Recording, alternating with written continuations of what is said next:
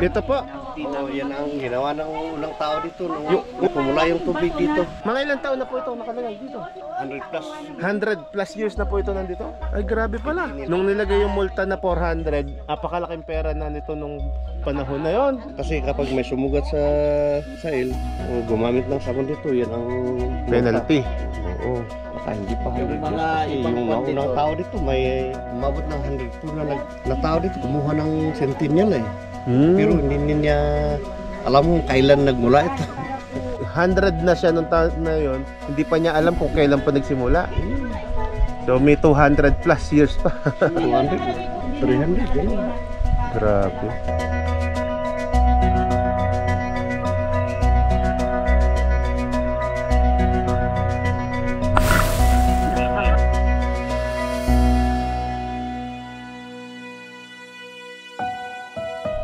So today guys, bababa tayo dun sa bundok na yun. Yung maliit na bundok na gano'n na yun. Kasi meron daw do enchanted eel na tinatawag.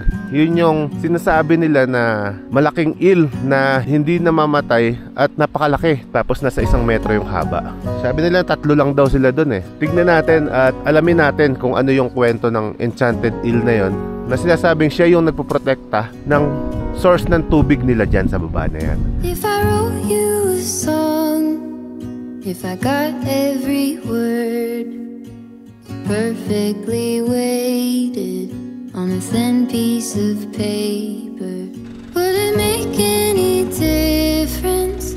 Would it change for the better if I wrote you a poem, if I posted a letter?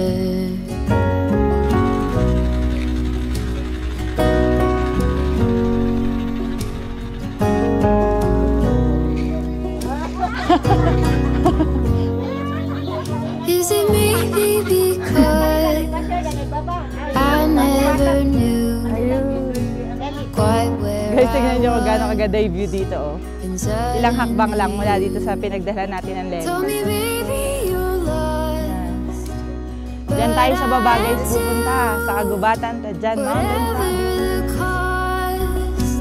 We'll make it through. Tell me you're the one for me now. Cause what am I supposed to do?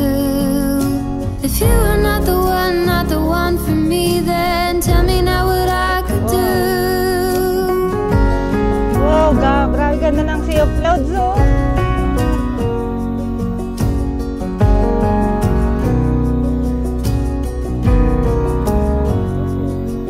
If I told you that I don't know where I'm going, don't know what to say, but I go without knowing.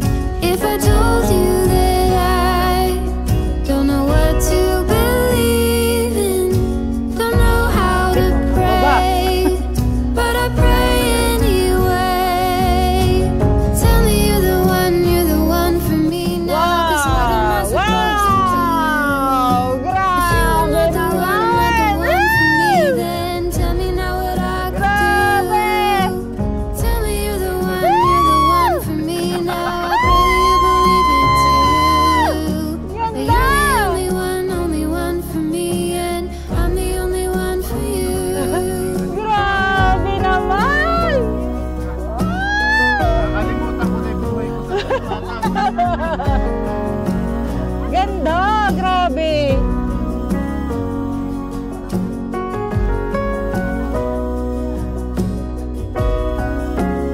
Grabe no, ganda! Hindi ko kayang i-describe siya kung gaano siya kaganda. You're the one for me now. Parang Cause what halos am I ano, supposed to do? If you are not speechless. the one for me, then tell me now what I could do. Tell me you're the one for Batari. me now. I pray that you believe it too. Ay, hindi galing. That you're the only one for me, and I'm the only one for you. Dinagdagan pa ko siya.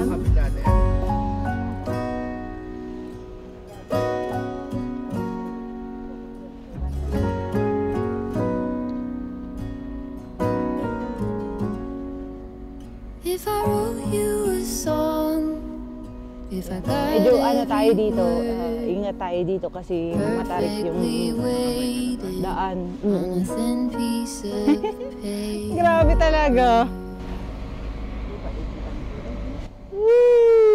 Makikita mo ang bangko. Ay, kita po dyan. Yung landingan. Airport. Ay, grabe ang tarik! Ah, nakakakot! Ay, parang nakatagilid tayo! Ay.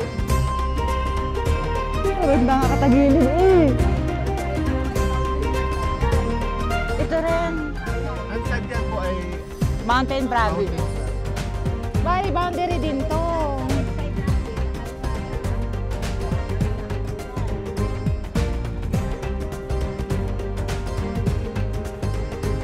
Sa right side nito ate ta dyan.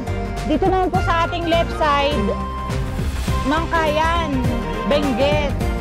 Okay. Natatanaw mo doon ang runway. Matatanong natin. Yung mata mo, baka mapunta tayo sa baba. Yung mata mo.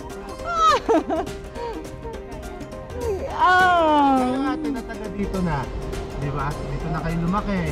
Nagagandahan pa rin kayo pag nakikita nyo? Di ba? Parang lalo na kami.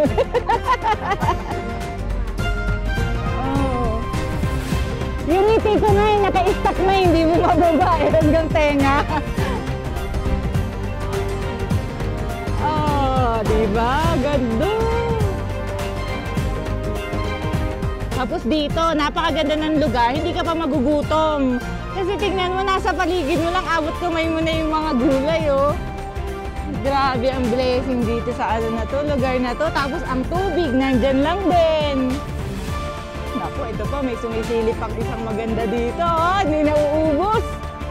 Woo! Wow! Ano talaga? Grabe.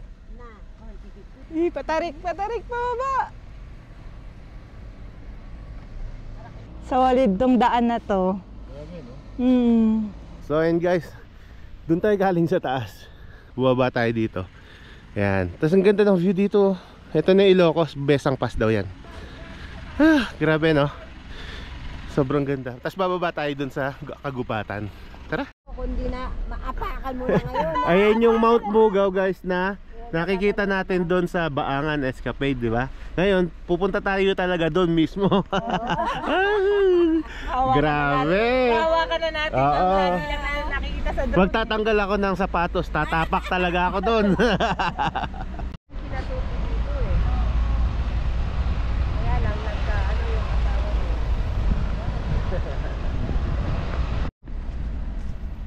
Palapit na tayo ng palapit sa Mugaw guys. Ayan o. Ayan, nasa harap natin. Asan? Ayan na ba? Ayan na o.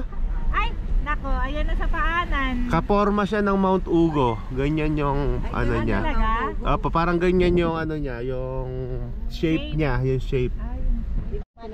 Kagubatan National High School, o, di ba? Ano na to? Mountain Province.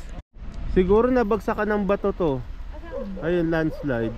Di kaya? Ano, Adelino? Oh, grabe. Nayupi eh. Ay na ano yan, siguro na Aksidente? hulog. Nahulog. So ayun guys, suminto muna tayo dito sa isang tindahan at bahay daw ito ni Counselor na sasama sa atin papunta doon sa Enchanted Eel na i-feature natin sa video na to. Ito yung Mount Bugaw mismo, yung natatanaw natin doon sa Baangan Escapade, di ba? Grabe. Sasakyan ni Councilor. Pero ano mo dyan? Tapat mo dyan. Ayun, may kasalan yata eh. Ay, sasakyan mo. Anak ni Councilor, sinadi pa yung Good morning po. Good morning. Dapat kilala ko kayo. Ito si Councilor Kidit. Good morning Siya po. yung, ano, Bukal Bastian. Good morning po. board member na ano dito sa Mountain Province. Ayun. Good morning po. Ito si Councilor. Oo, ito yung sinasabi kong mga friends namin dyan. Kumain na. Apo. Kumain kayo ng pagkain ng igorot. Ay, nako. Tara. Good morning po. Good morning! Good morning po. Hindi kami umabot sa kasal, sayang. Brother, ito po ang kapitan dito. Ay, kapitan po. Uy, ano mo sa kapitan? Ay, magandang umaga po, Kap. Morning po. Good morning po. Sige po. Napasyal po kami sa inyo, lugar niyo. Hindi naman mapasyal yung Opo. lugar namin na Gusto po namin kasi puntahan yung yung Enchanted Eel. mamaya na lang para medyo uminit para lobas sila. Ah, ganun po. Opo. Kasi malamig eh. Pag malamig, hindi po sila lumalabas. Ito po asawa ko. Good morning. Kain muna tayo. Apo, sige po. Kayo po. Para tayo, Kain po. mamaya na lang tayo magkwentuhan. Apa. Kalabaw. Kalabaw po ito? Kalabaw. May sungay pa. So, ayun guys, kain ulit tayo. Tapos brown rice. Oh, may brown rice tayo. 5,000 yung isang sako yan. 5,000 pesos po ang isang sako. Oh, napakaswerte naman natin. Sagada po. Sa party. Ano, asawa ni Councilor Kidit. Ay, good morning Friend po. namin. Morning po. Kumain na sila ate, hindi na tayo nantay. Kain na rin tayo. Okay lang po. So guys, kain na tayo. Kamay-kamayan. Opo, sanay po tayo doon. Brown rice. Tapos kuha tayo ng ulam. Ibang putahe naman, kalabaw naman ang kakainin natin ngayon. Nakaswerte tayo guys. Pag ano pala, pag hindi pala natin piyesta kahapon. Saan po? Dito? Hindi ako hapon pag hindi piyesta, pumunta pala tayo dito para. Ayo. Oo nga po, sayang. Sayang. Gustong-gusto nga po namin Yun ang gusto. Wala na po bang mag-aasawa pa ulit dyan? Tikman mo to. Iba ang sarap Ito ng ang red rice niya. red. Ito talaga galing dito sa Cordillera. Tanim nila dito sa Sagada ata daw. Ay siya, Sagada daw ito. Dinala dito para pangkasal kahapon. Kain muna tayo. Opo. Root food yan. Ito po ang watwat. Ito ang watwat.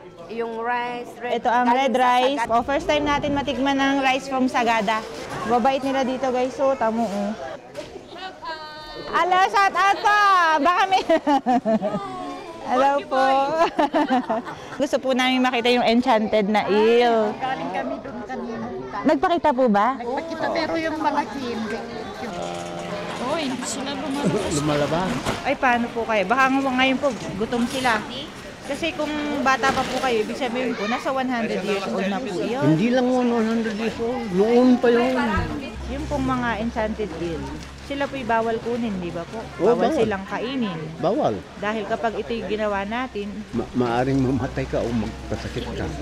mm, May kumuha nga noon. Dinala sa kanila. Nagkasakit yung taong kumuha na yun. Nagpaano sa kanila ng gabi na yun. Ibalik mo ako para mawala yung sakit mo. After 2 weeks, binalik. Ayun, gumaling siya. Hindi pwedeng kunin mo, itanim sa... dalhin mo sa inyong lugar. Basta siya, dapat nandun lang siya sa tubig na iyon. So and guys, nasakto pa naman na may kasalan pala dito. Sayang lang hindi natin inabutan yung mismong kasalan saka yung preparation. Yun sana yung gusto nating maibahagi yung kultura at tradisyon sa mga ganitong okasyon. Pero luckily, nakapunta pa rin tayo dito sa ganito. Nandito tayo sa may paanan dito sa Mount Mugao.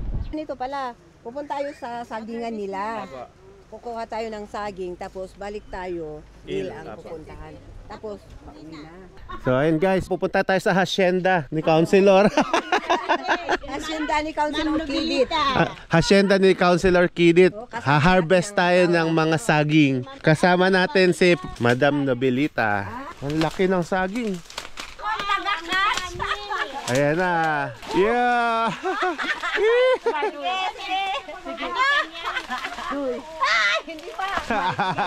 Ayaw po.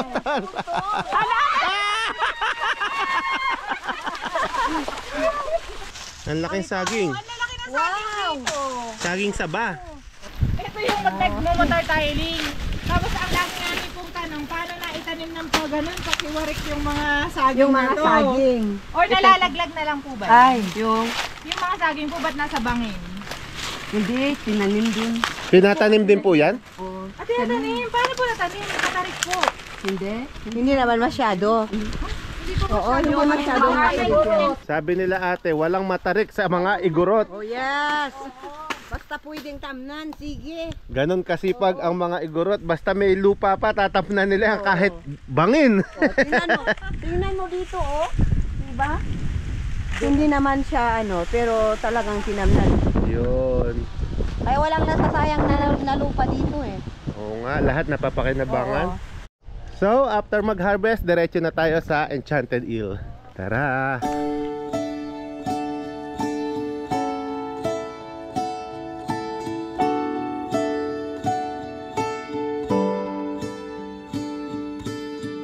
It's so unnecessary dwelling about the past, 'cause I know that God is good, He led me to where I'm at.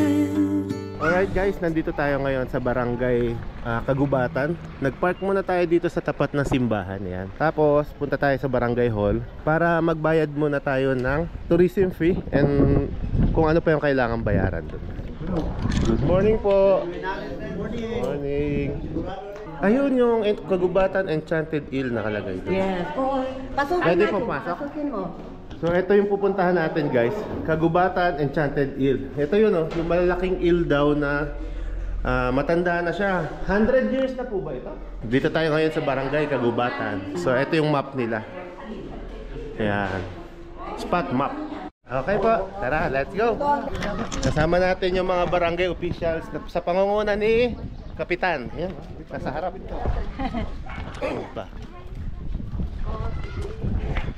So, orasan natin yung pag-alis natin dito, 9:46 AM. Tingnan natin kung mga ilang minuto yung lalakarin natin hanggang marating natin yung spot ni Enchanted Eel. Ayan, may tatawid din tayo dito. Maigsing bridge. So, dumadaan tayo ngayon sa gitna ng palayan. Tapos ang view mo ay ayan, yung Mount Mugaw. Ay, buhay pala to, kala ko. Hello. Hello, Kalabaw. Eto na. So, dumating tayo dito ng mga 9:49. Ano lang, 3 minutes, 3 to 4 minutes na lakad. Songgep kayo. Tunggap kayo. Pasok kayo. Welcome. Parang Ganon. uy, ang ganda ng lock. Improvised lock. Dami natin, kasama natin ang buong barangay officials.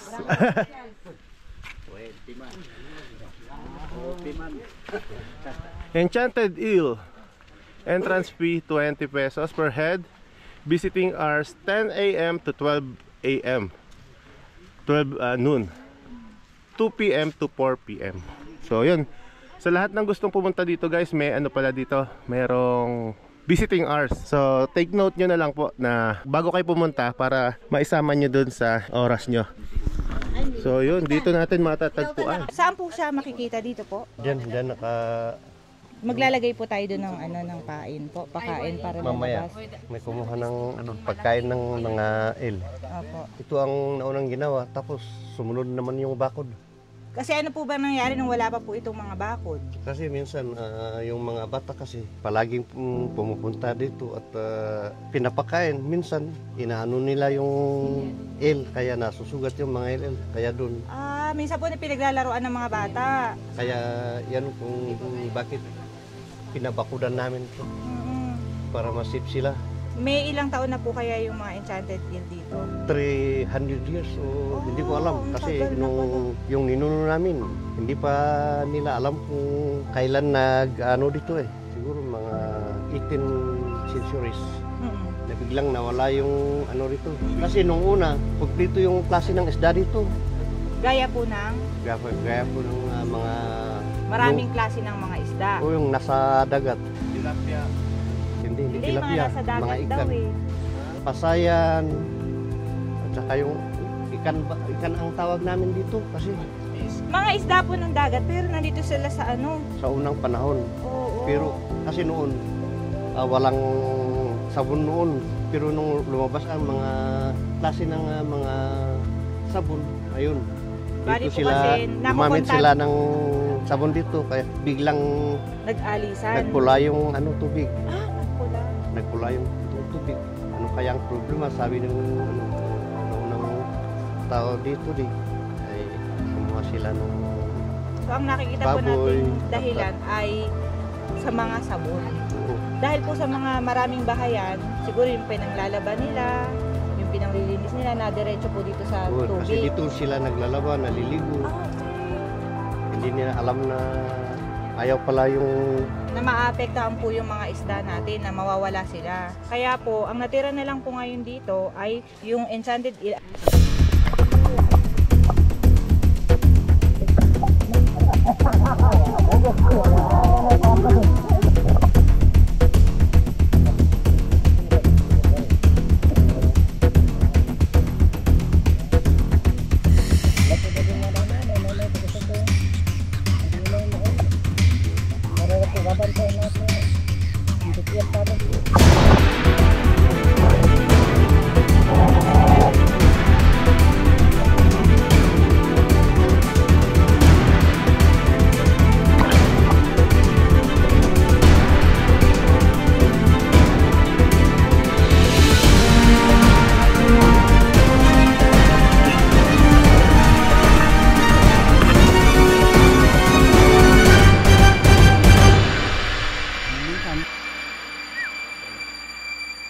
no ipaigid mo hin kabiti tapno barbarang no ka.